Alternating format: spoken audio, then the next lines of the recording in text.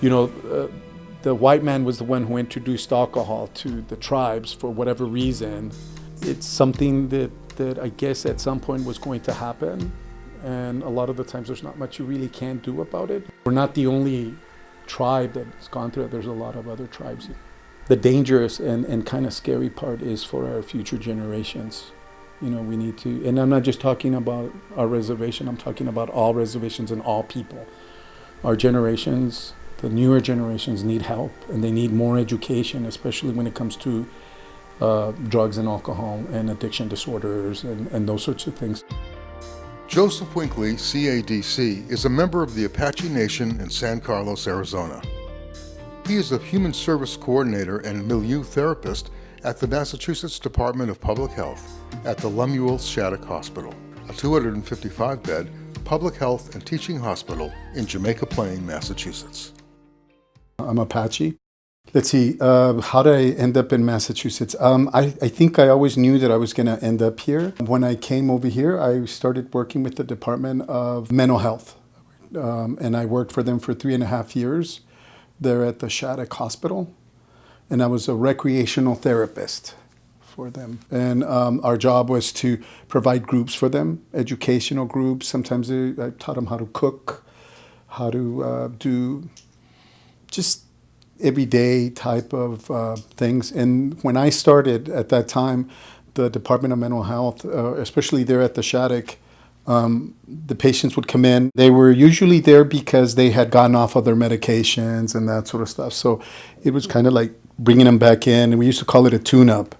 They would come back in and we just kind of re-educate them on how to become independent and take the bus and, you know, cook and clean and those sorts of things. I got my license on addictions counseling, and I got it because the majority of the patients that I dealt with have an addiction disorder. And even though I could relate to them and that sort of stuff, I just felt like I needed to have that to provide better care for them and counseling. I met Dr. Donna White there. She used to work at the Shattuck as well. And I do a training that I was trained to do through the state. It's called Safety, Hope, and Healing. And it's on how to deal with behavior issues with patients. And Dr. White, she used to bring her students, they come all day for that training that I provide for the nursing staff at the Shattuck. I love the Shattuck. I think one of the things that I really love a lot about the Shattuck is the type of population that we have. It's not like any that you will encounter anywhere. The ones that really need the support that they don't have, either through their family or living or whatever. I think just the appreciation a lot of the times that they have. Some of them, not all of them, a lot of them are addicted. As a matter of fact, since I've been there, it seems that it's increased tenfold as far as addiction is concerned.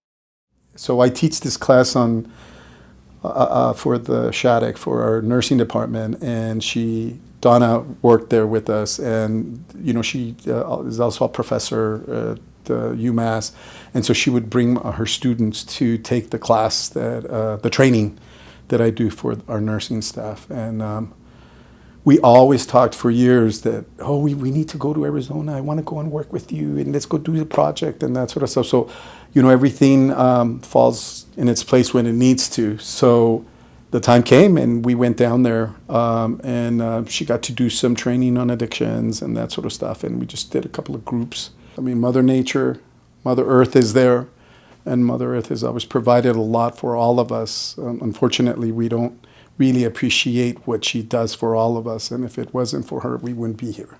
There's so many different stones that are healers. Our people use them, especially in spiritual ceremonies, as well as a lot of other cultures throughout the world. One of the ways, at least our people, the way we cleanse them, because, you know, stones will hold energy in them.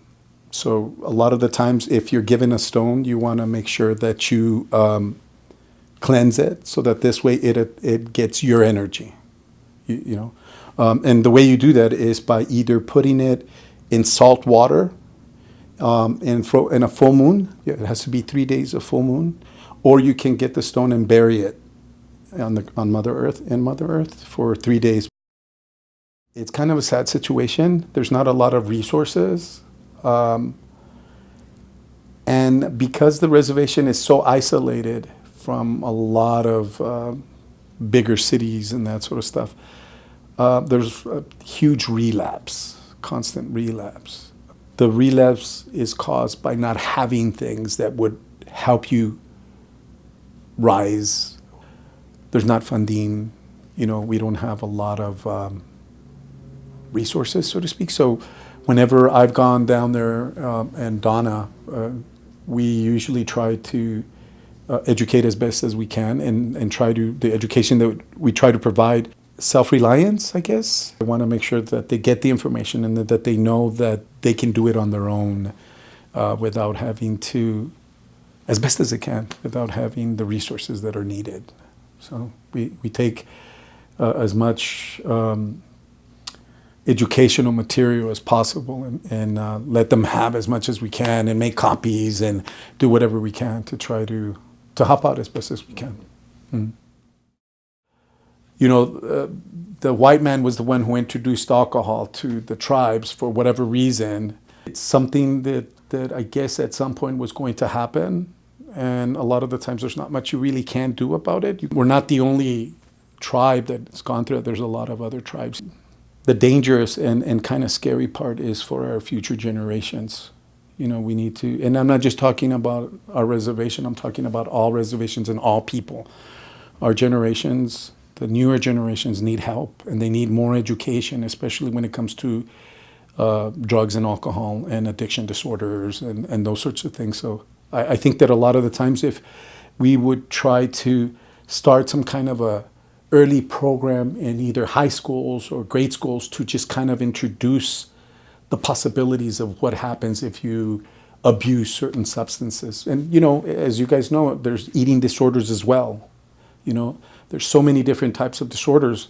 So it's very hard to really focus on certain addictions because there's so many.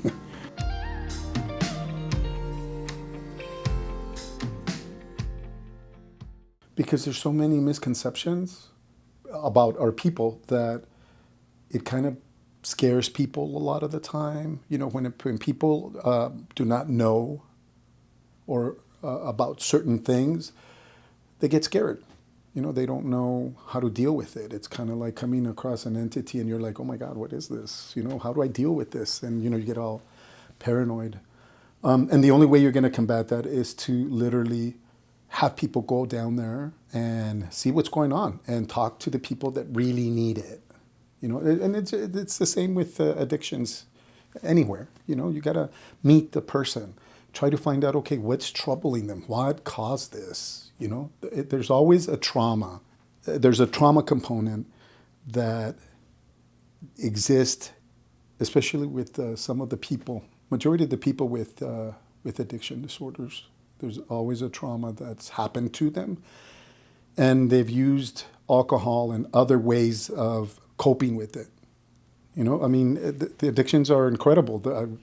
There's people that eat soap. I had a case one time where I had a patient who could not do laundry or be around laundry or the smell of like soap and stuff like that. And we were just kind of weird because, at the hospital we try to, try to encourage patients to do their laundry and that sort of just kind of advocate for more independence and that sort of stuff. And this one particular individual didn't want to do the laundry and she'd get like really worked out. And as time went by and we start to get to know her better and she felt more comfortable with me or whatever, it was because she was raped. And when she would be raped, she was being raped in a washing machine, where the washing machine and the dryers were.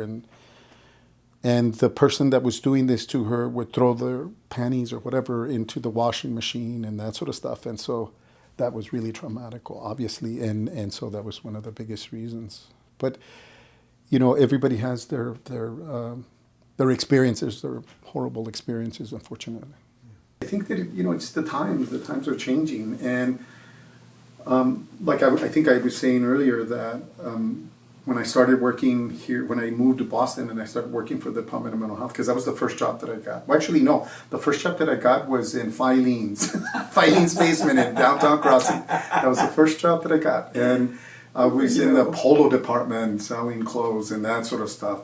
So after that, I still kept applying for rehab and that sort of stuff, and I got a job there at the Shattuck. It was called the Gill Center, and it was the Department of Mental Health units, and they had a program where the patients would come in, where we would go get the patients, and then we'd bring them to this program, and it was a day program, educational, that we taught them how to cook and just independent stuff like that, and which is really sad because they don't do that anymore, and that just boggles my mind. It's like, it is so important.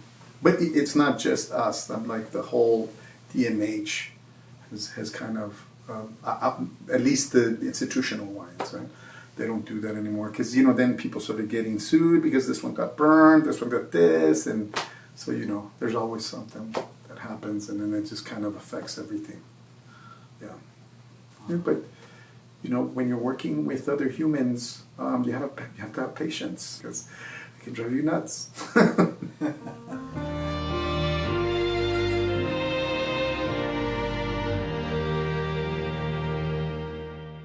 I try to do what most of us should be doing for our peoples. And it doesn't matter what race or whatever, but people in general. I think that it's important that we take care of each other, that we understand each other.